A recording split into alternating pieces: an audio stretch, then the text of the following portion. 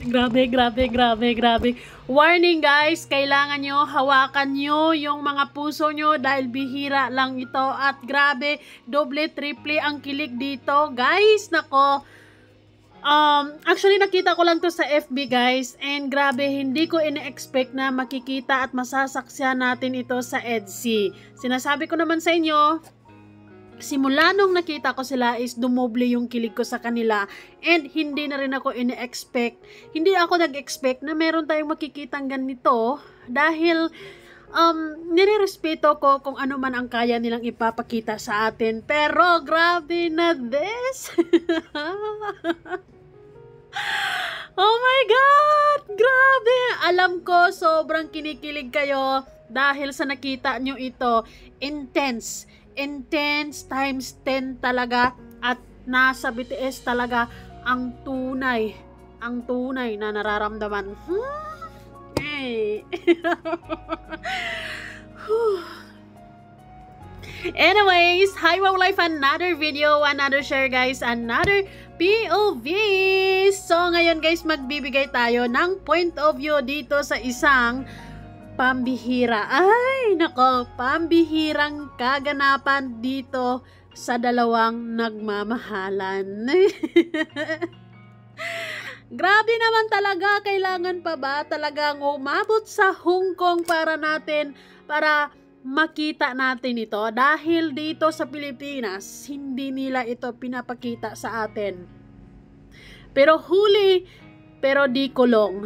Dahil ngayong nasa Hong Kong sila, para bang mas lalo silang naging mas close, 'di ba? Mas naging masaya si Kalingap Ido at saka si Viancy. Mas narinig natin yung boses at saka mas naging sweet.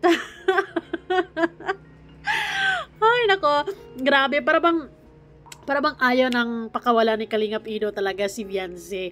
Hindi ko rin naman masisisi kung ma-fall in love si Viancy. Dahil in person guys, kapag magkasama yan sila, super bagay talaga. Super bagay ang dalawa.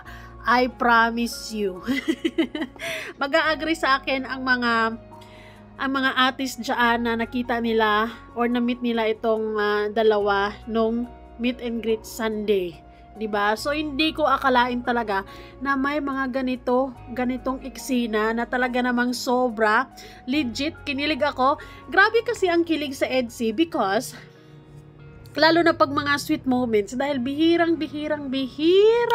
talaga nila tayo bigyan ng mga ganito guys. Kaya kung merong ganito, talagang grabe, doble, triple ang mararamdaman natin kasi intense dahil bihira nga lang, pambihira to.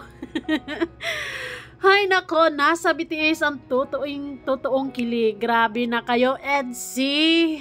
Grabe. Kaya yung mga anti-EDSI dyan, kapit lang kayo. Dahil mas lalong tumatag, mas lalong naging sweet, mas nagmamahalan sila ngayon. Guys, grabe. Tingnan nyo naman to. Saan yung kamay? Tiningnan pa nga ni Viancy.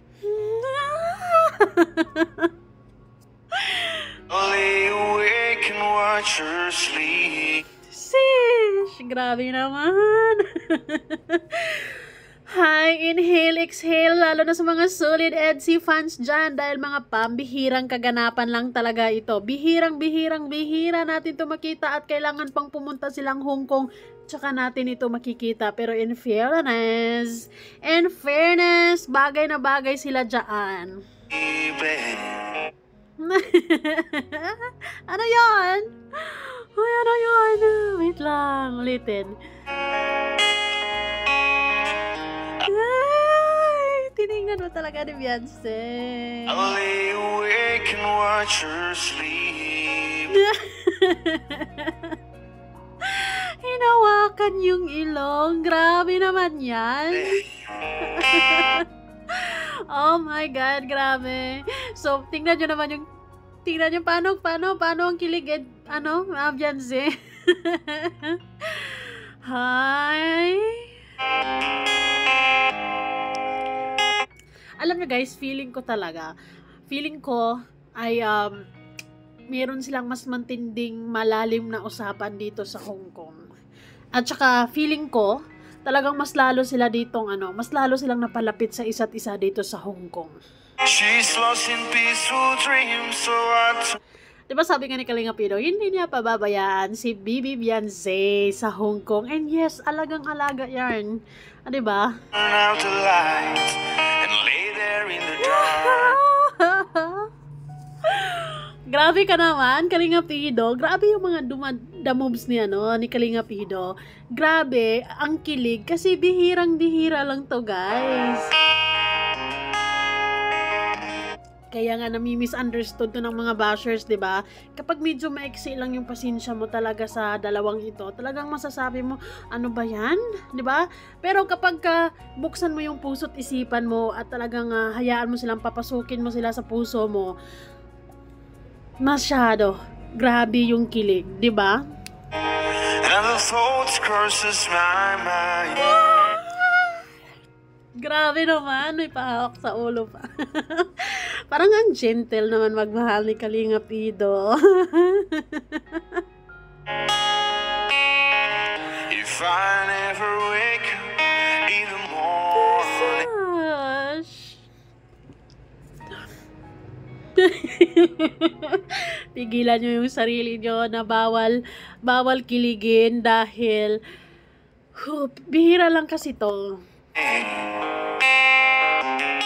Sana man lang narinig natin kung anong pinag-uusapan nila dyan, di ba? Would she ever die? Dahil parang pakiramdam ko, kilig na kilig si Kilig na kilig si si Beyonce saka si Kalinga Pido eh. The way I feel about her in my heart. Grabe guys. Sobrang napaka-sweet naman nila dyan. Actually, hindi na ako nag-expect na may mga ganitong makikita tayo dahil feeling ko baka hanggang hawak-hawak lang or haplos-haplos lang or ganun lang. Pero I never expected na may back hug with all this papisil sa ilong and pag ganyan sa ulo. Sweet ka pala, Papa Eds, ha? Tinatago mo talaga sa amin yung yung pagiging sweet mo. And syempre, 'di ba? Andun pa din yung respeto niya, 'di ba? Kasi si Beyonce is still 17 years old. Parang sarap naman nun. Yung pagtingin. I feel about her in my heart. Grabe, ang intense ng ang intense ng back hug na to. Grabe yung momentum na to. Ano ba dyan? Nag-uusap ba kayo tungkol sa pangarap nyo? Na at 5 years from now, 10 years from now, this is it. I love it. Wait. Ibalik natin. If tomorrow never comes. If tomorrow never comes. La la la la la la. Pwede bang sa Hong Kong na lang kayo? Mukhang gusto ko na lang nasa Hong Kong sila, guys. Kasi mukhang mas nila doon. Mas ramdam nila doon. Feel na feel. So, sabi nga ni Kalinga Pido, nabitin siya sa hug ni Beyonce nung birthday niya. So, sabi nga niya, sa Hong Kong dapat medyo matagal. Kasi malamig nga dyan. And, mukhang nangyayari naman. How much I loved her. Did I try it? Grabe naman yung mga lovebirds na yan. Oh my God! Grabe naman yan! Nako! Hi! Nararamdaman ko yung nararamdaman ni Beyonce. Yung kilig niya, yung sobrang siguro yung tibok ng puso niya, ang bilis. Pero at the same time, ang sarap lang din sa feeling na ano lang, maramdamin lang yung ganong feeling, enjoy lang, 'di ba? Yung sige lang. Go with the flow, 'di ba? Ganyan. to show Ano ba? Bakit nakatingin sa mukha ni Kalinga Pido, Bibi Beyonce? Pogi-pogi ba? Pogi? Ganyan ba talaga yan? Pogi? Or ano ba nasa isip ni Beyonce dyan? Lord, is he the one? Ikaw na ba si Mr. Right? Ikaw na ba ang love of my life? Ikaw na ba ang icing sa...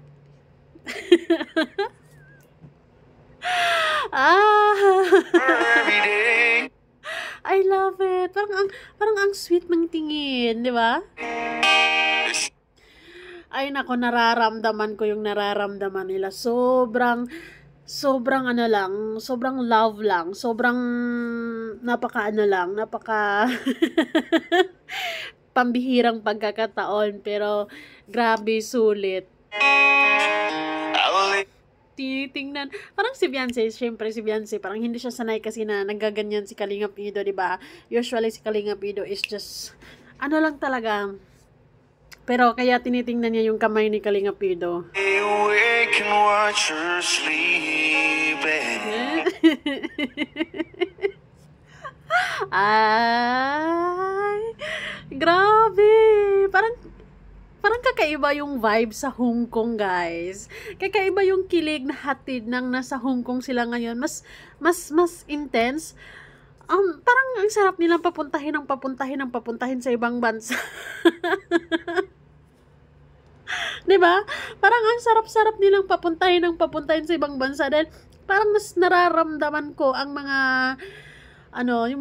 yung mga pagmamahal, parang parang pinapakawalan nila.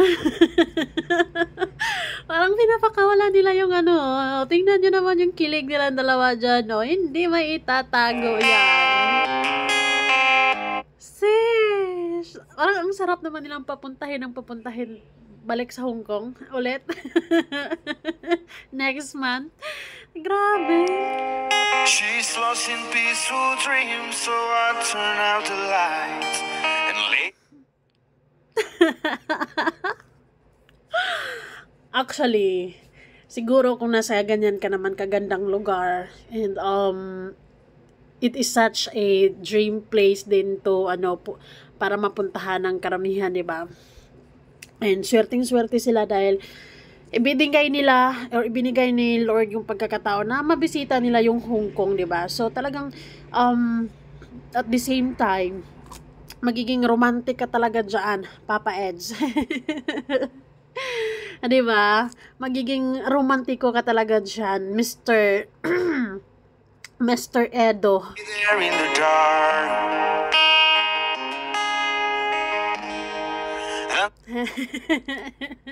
Parang walang ibang tao, ah.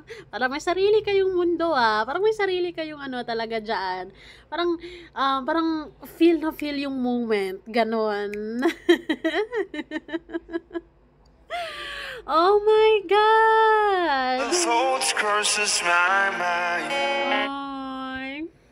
Ang naman, ang sweet naman ng pag ganyan sa ulo. Tapos parang ang gentle. Parang ang gentle ng mga kaganapan dyan, guys. Kita nyo naman yung ngiti ni Beyonce. Hi, Beyonce. Kaya mo yan. Enjoy the feeling, guys. And, ayun, life is short. So, fall in love and enjoy the moment. If I Enjoy every moment never na wake magkasama kayo. in the morning. Dahil, ang bilis ng oras. Isang linggo lang sila dyan, di ba? So, ilang araw na lang ang natitira actually.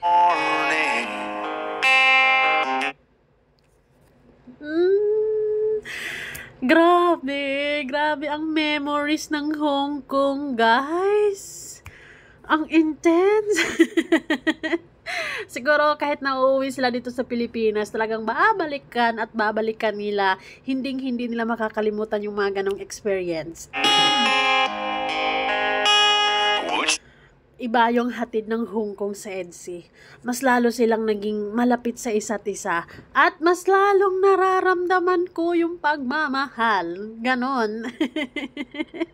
She ever doubts the way Walang pakialam sa ibang tao ay. Di ba mahihain ang mga person na yan? I feel Well, anyways, hindi nga naman sila kilala, di ba? about her in my heart. Ang sweet lang ng pagtingin ni Beyonce dyan. Para bang sinasabi niya, Lord, is He the one? Parang ano lang. Grabe, ang sweet. If tomorrow Actually, there's no, wala man masyadong, touching dyan. Tamang bakhag lang and then, nakaganyan lang ng kamay, di ba? never comes, But then, sobrang sobrang nakakakilig lang, sobrang grabe yung damang-dama natin yung pakiramdam nila, yung feels, kasi damang-dama natin yung kilig, kasi bihirang-bihira lang kasi yan dyan, guys. Bihirang-bihira natin silang makitang ganyan. 'Di ba? Kalinga Pido, wag mo nang pakawalan yan ha. Sige na ha. Sealed it with a kiss. will she know how much I loved her? Bagay na bagay naman talaga sila, guys. Grabe naman. Butong-buto ako sa kanilang dalawa dahil parehas naman silang mabuting tao, responsable, and sigurado ako na hindi sasaktan ni Kalinga Pido si Beyonce, 'di ba? Kapag bigyan siya ng chance ni Beyonce na sasagutin, 'di ba? Ay, waiting for the right time. Nako, para bang gusto kong mag-September na ay. So, ayun lamang, guys. Maraming salamat sa suporta at pagmamahal. Kayo, ano masasabi nyo?